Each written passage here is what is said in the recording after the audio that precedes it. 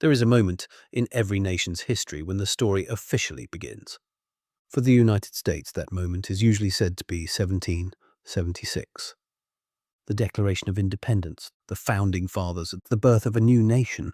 But what if the real revolution started almost a century earlier?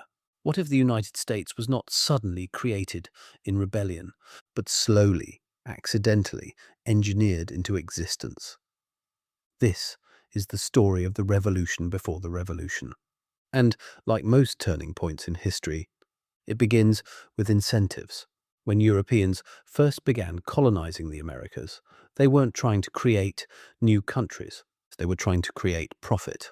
Spain and France built colonies based on mercantilism, an economic system where colonies existed for one purpose: to enrich the empire. Gold, silver, fur, sugar, timber. Colonies were not meant to become self-sufficient societies. They were meant to be extraction machines. Think of them less as communities and more as remote mining operations. And England initially expected its colonies to work the same way. But history rarely unfolds according to plan. Because England made a decision that would change everything, they outsourced colonization. Rather than directly funding colonies, the English crown chartered private companies to do it instead. This was the joint stock model, early capitalism in action. Investors pooled money, risk was shared, profits would follow success. In theory, it was brilliant. In practice, early English colonies struggled badly. Roanoke, one of the very first colonies, failed. Jamestown nearly collapsed. The New World was harsh, unpredictable, and expensive. Colonization was proving far more difficult than expected, until one colony did something different. In 1630, the Massachusetts Bay Colony was founded. Unlike earlier colonies, this one wasn't built purely for profit. It was built for purpose. Many of the settlers were Puritans, religious reformers who believed the Church of England had become corrupt. They weren't just seeking land. They were seeking freedom to build a new kind of society, a self-governing, faith-driven community. And here is where the first great accident happens. Because of a legal loophole in their charter, the Massachusetts Bay Company moved its corporate headquarters from England to the colony itself. This sounds like a technical detail. It was not. This meant the colony could govern itself without constant oversight from London. A corporate charter had unintentionally created something extraordinary, a self-governing society, protected by the crown, but largely independent of it. Massachusetts quickly developed a culture unlike any colony before it. Communities were tight-knit, education was prioritized. Harvard College was founded in 1636. They built towns, institutions, local governments. They farmed, traded, defended themselves. They were not behaving like an outpost of an empire. They were behaving like a civilization. And this new society was built on three powerful foundations: self-governance, self-sufficiency, shared purpose. The crown had intended to create a colony. Instead, it had helped create a proto-nation. At first, this arrangement worked beautifully. England gained loyal settlers, expanding its influence in North America. Massachusetts gained legitimacy and protection from a global power. But more importantly, both sides gained something else: security against France. Because the struggle for North America had already begun. The English and the French were rivals for land, trade, and influence, and Massachusetts found itself on the front lines.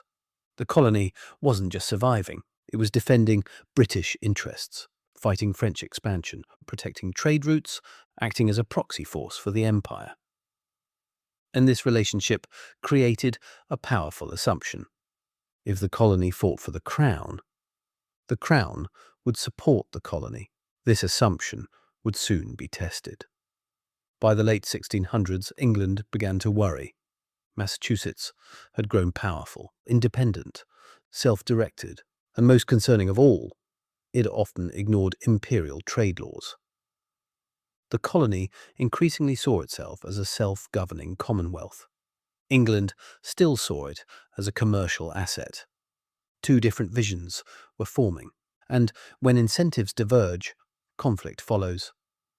In 1684, the Crown revoked Massachusetts' charter. The message was clear. The experiment in independence had gone too far. Soon after, England attempted to centralize control by creating the Dominion of New England, merging several colonies under a single royal governor. This new government was more autocratic, less democratic, and deeply unpopular. To the colonists, it felt like everything they had built was being taken away. Then something unexpected happened across the Atlantic. In 1688, England experienced the Glorious Revolution. King James II was overthrown. News travelled slowly, but when word reached Massachusetts, colonists seized their moment. They arrested the royal governor, overthrew the Dominion government, and reinstated their own leadership.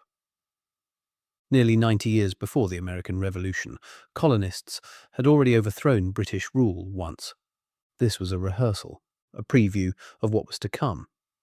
But the real turning point was still ahead. Because soon Massachusetts would face a crisis that forced them to invent something new, something that would change history. In 1690, Massachusetts launched a military expedition against French-held Quebec. This was not a small operation. It was expensive, risky, and ambitious. England and France were at war, and the conflict had reached North America. French raids were hitting English frontier settlements. Massachusetts believed the only way to stop the threat was to strike the center of French power. The colony expected the English government to reimburse the costs. After all, they were fighting Britain's enemy. They were acting as a proxy for imperial interests. But the reimbursement never came. The Crown refused to pay. And suddenly the colony faced a terrifying question. How do you pay soldiers when the empire won't?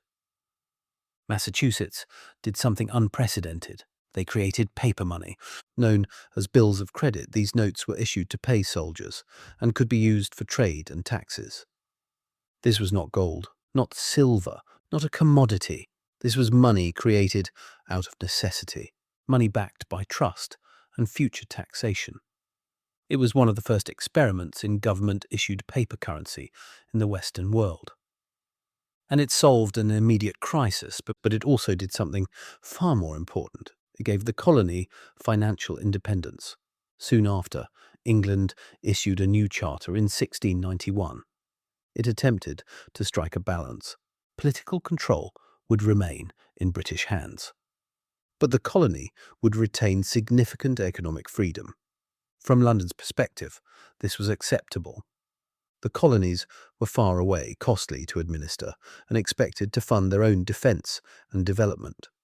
As long as loyalty, trade, and taxes flowed back to the empire, Britain thought they could afford to look the other way. This seemed like a reasonable compromise. It was anything but, because economic freedom is the foundation of political freedom.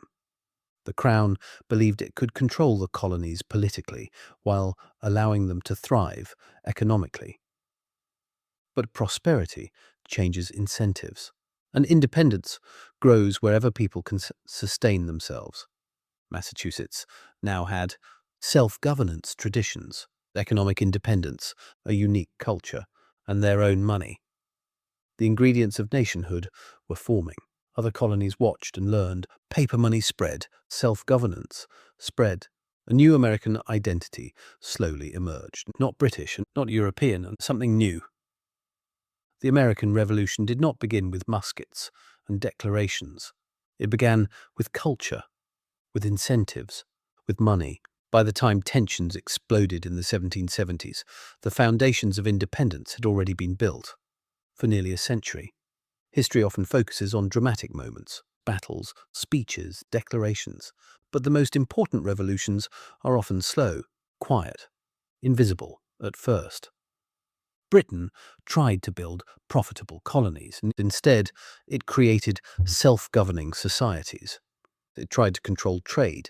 Instead, it fostered economic independence. It refused to pay colonial debts and unintentionally inspired the creation of new money, step by step, incentive by incentive. A new nation was being formed, long before anyone realized it. Nations are rarely created on purpose. They emerge from incentives, from unintended consequences, from systems that evolve beyond the control of those who built them. The American Revolution did not appear out of nowhere in 1776. It was the final chapter of a story that had begun generations earlier. A revolution that started quietly, with a charter, a loophole, and a colony that refused to behave like a colony. The revolution before the revolution.